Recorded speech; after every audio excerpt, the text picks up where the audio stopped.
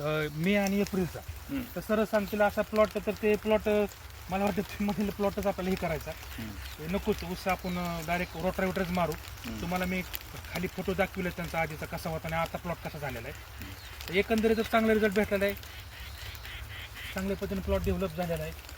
आणि ऑरिकॉन कंपनीचं दाणेदार कोंबड खत आहे, त्याच्याबद्दल तुम्ही शेतकऱ्यांना काय सांगाल, कसं तुम्हाला अजून त्याच्याबद्दल?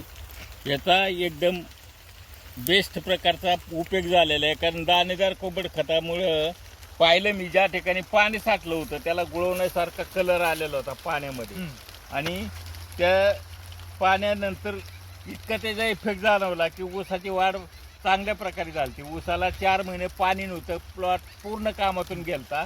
तर आजच्या परिस्थितीमध्ये ऊस ह्या लेवलला आहे, यावरून आम्हाला.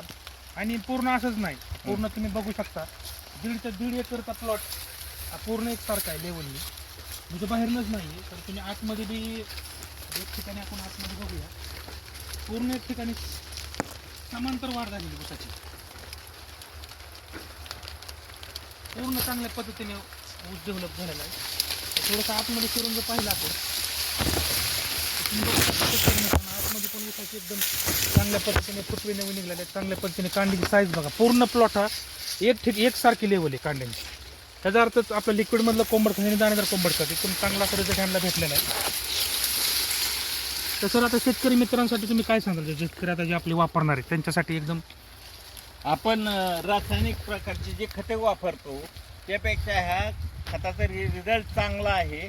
आणि रासायनिक खतामुळे शेती जो कम्प्लीट बाद झाल्यासारखी परिस्थिती आहे. मी हा पहिल्यांदाच प्रयोग केला, ते डॉक्टर सन्माननीय ऋषिकेश खोमणे यांच्या मार्गदर्शनाखाली हा प्लॉट मी या ठिकाणी डेव्हलप केलेला आहे, आणि याचा रिझल्ट अतिशय चांगला जाणवलेला आहे.